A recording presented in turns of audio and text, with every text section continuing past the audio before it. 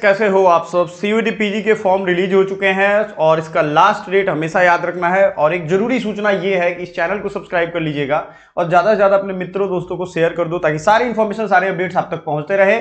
और प्रोफेशनली तैयारी करो। देखो 2.5 महीने 3 महीने बचे हैं तो इसमें आप बहुत ज्यादा टेंशन लेकर के तैयारी नहीं कर सकते। एक ऑर्गेनाइज्ड वे में, स्ट्रक्चर वे में तैयारी करिए। जो भी बच्चे जहां से अगर फ्री में पेड कोर्सेज या किसी के थ्रू आप करना चाहते हो तो आपको ये करना पड़ेगा, ठीक है।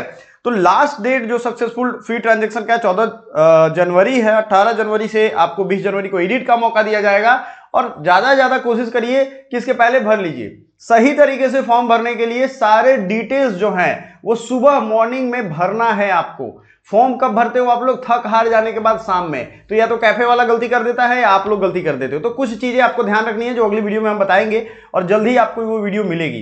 तो CUET PG 2026 will be conducted in CBT mode as per schedule specified and information at a glance. Information bulletin में आपको सारी चीजें दी गई हैं। सब्जेक्ट्स कौन कौन से हैं? 157, याद रखिएगा ये नंबर, 157 पीजी कोर्सेज का एडमिशन हो रहा है। क्लियर है ये चीज? 157 क्या होता है? 157 पीजी कोर्सेज का एडमिशन हो रहा है। Mode of examination CBT mode होगा, यानी कंप्यूटर बेस्ड टेस्ट होने वाला है। हैंड या फिर बुकलेट से नहीं होगा, यानी क्वेश्चन पेपर आपको नहीं दिए जाएंगे। ये आपके सीबीटी मोड यानी कंप्यूटर बेस्ड, और उस पर सिंपल आप माउस से आप दे सकते हो पूरा paper. Medium of question paper अगर हम बात करें तो इंग्लिश एंड हिंदी है, ये आपको ध्यान रखना है।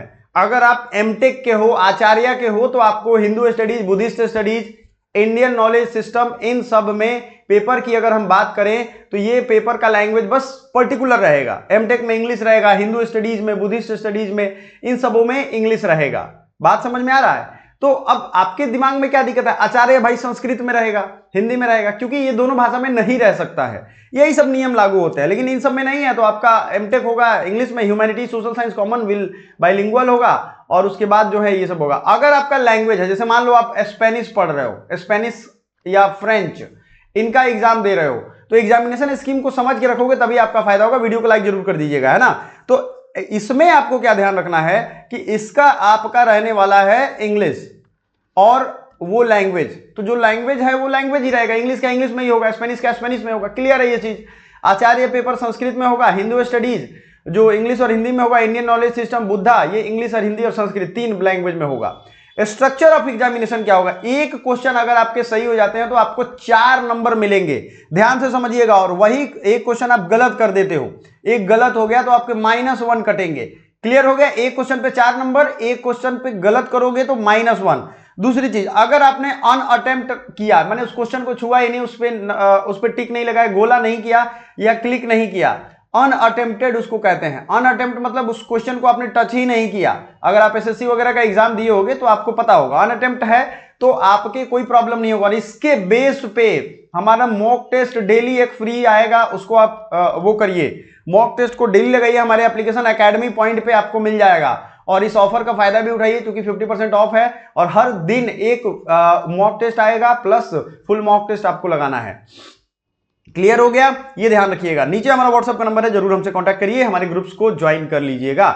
स्ट्रक्चर ऑफ एग्जामिनेशन में एग्जामिनेशन ड्यूरेशन 90 मिनट्स का रहने वाला है। नंबर ऑफ क्वेश्चन अगर हम देखें तो 75 क्वेश्चन रहेंगे। 75 इंटू 4 यानी 300 आपका फुल मार्क्स हो जाएगा। अगर आप एक निगेटिव करते हो तो -1 होगा। टाइमिंग आपकी कितनी होगी भाई? ये 90 मिनट होगी। ये मैं नहीं कह रहा हूं, ये ऑफिशियल वेबसाइट से आपको पता चल रहा है। तो पहला चीज ये सब एकदम नोट कर लो कि वो टाइम नहीं है आपके पास। आप जो भी करना है वो सोच समझ के इन्हीं टाइम में करना है।